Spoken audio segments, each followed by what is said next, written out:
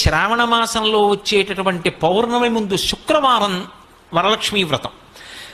ఆ రోజు తిథితో సంబంధం లేదు, వారంతో సంబంధం. ఏ తిథి ఉంది, ద్వాదశి ఉందా, త్రయోదశి ఉందా, చతుర్దశి ఉందా, లేకపోతే ఏకాదశి ఉందా, పంచముందా, సప్తముందాతో సంబంధం లేదు. చివరికి వచ్చేస్తుంటుంది శుక్లపక్షం. పౌర్ణమి ముందు శుక్రవారం ఏమొస్తుందో ఆ శుక్రవారం నాడు వరలక్ష్మీ వ్రతం చేస్తారు. వరలక్ష్మీ వ్రతం చెయ్యడానికి అసలు ఈ వ్రతం ఉన్నది అని మొట్టమొదట లక్ష్మీదేవి ఎవరికి చెప్పింది? చారుమతికి చెప్పింది. తెల్లవారు లేస్తే మనం కథ చదువుతాం.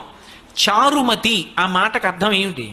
నిజానికి అద్భుతమైనటువంటి పేరు, ఆడపిల్లలకి పెట్టడానికి పరమయోగ్యమైనటువంటి పేరు చారుమతి.